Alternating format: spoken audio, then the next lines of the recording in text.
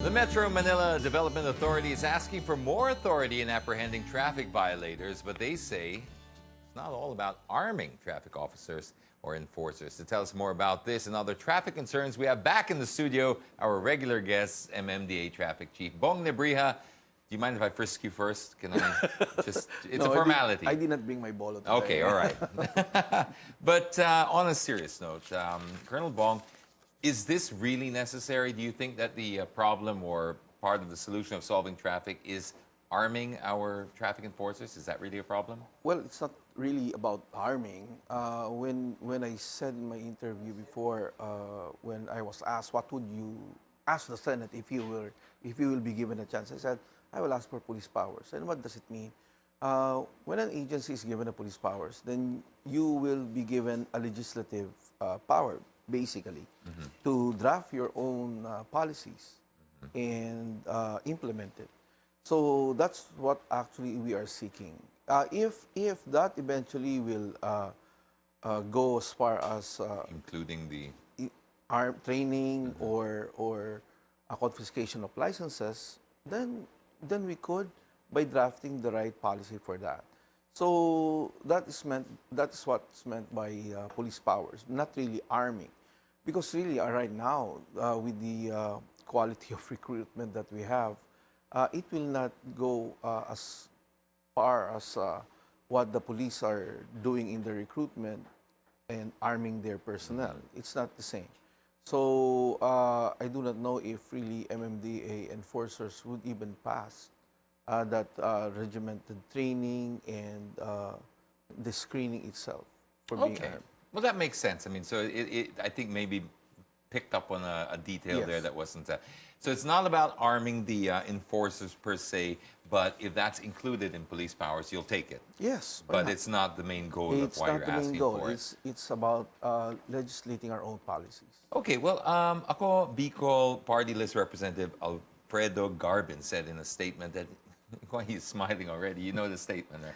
He said administrative powers are enough. What do you say to that? Well, I hope they see what we do on the road every day and what we encounter every day. It's easy to say that administrative powers are enough for you because you're just in your office, right? I mean, come down and see what we face every day. I mean, there's a Ferrari guy. We're already issuing a ticket and runs away. And what could we do? Just issue a ticket. There's this prosecutor in a 5-minute viral video that we had. We were just asking for the license. And it took longer, and the berating continues for more than 10 minutes. We got shouted upon, we got cursed upon. And that's the kind of respect, the level of respect that we get from the motorists, because they know that we will not be able to even confiscate their license. What's the maximum you can do in a situation like that where I'm verbally abusing you without getting physical? Call the police. So you really have to go back to that? Yes, yes. We caught one time a person who smelled drunk. And we cannot do anything. Call the police and let the police assess the guy.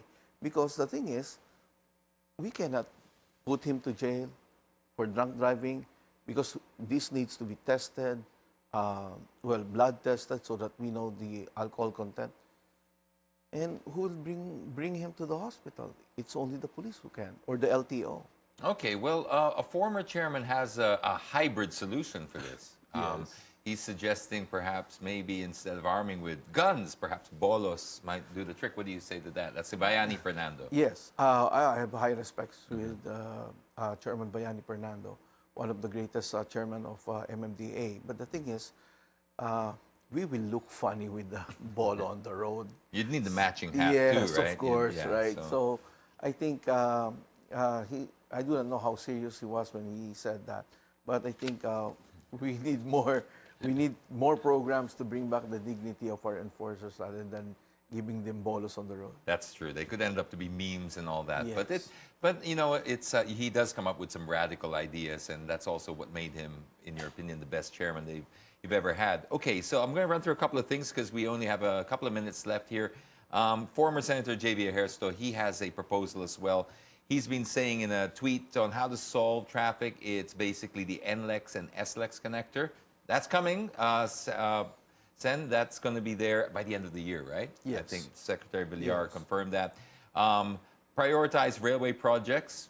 Yes. You'd agree with that? Yes. I would too. Make use of present PNR tracks. I like the idea of this. Of course. Because we don't have to put, there's a solution floating out there about not, we don't actually have to put trains on it. It's the corridor and right of way that we need to make use of. We could asphalt that and turn that, if we're not going to put a train there, let's asphalt it and make cargo trucks and articulated buses even use that. Why not? Yes. Yeah, why not? Now, carpooling, he's also suggested. I've been an advocate for carpooling Yes. for a while, but we're in conflict with the law. How do we solve that? I mean, LTFRB are very strict about carpooling, and yet it is a solution being used around the world. How do you think we compromise? I think they're already finding the right policy for that, for the carpooling. You know, we came up with different modes of carpooling, like the barkadahan carpooling. I mean, if you are friends with 5 cars and going to the same area for your work, why don't you just carpool and bring others along, one each day, and then that's 4 less cars in a day. So that's one. We have the family-based carpooling. I mean, in the family, if all of you are going to school and work in the same area, why not just use 1 car? And work-based, if you work in the same place, why don't you just carpool and pick up on designate a pickup point and go to work together? So there are different modes, but the thing is, we're still finding out the right IRR, implementing rules and regulations, so that it will not be in conflict with the law. Okay, in 30 seconds or less, good idea, bad idea. Another 10-lane elevated EDSA by Actually- San Miguel Corporation. Actually, James, we really lack the road networks. We lack 3,000 kilometers, and that will add up to the road networks that we need. However, just like what I said before, building more roads will entice more people to buy more cars. And it's just a matter of time that we will be filling this up with, a new set of congestion in Metro Manila. It will help, yes. I just do not know for how long.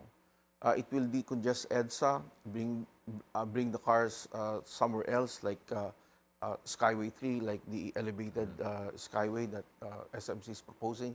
But then again, if we cannot really regulate the sale of new cars, it's just a matter of time that we will be filling this up again with new congestions. Okay, so we got to leave it there. That's what you call induced demand. Build more roads, attract more cars. Also, there's another way to look at it. We can take it from the older cars instead of the newer cars, but plenty of great ideas here. Yes. Thank you, MMDA Traffic Chief Bong Nebrija. Always a pleasure to have you on the show.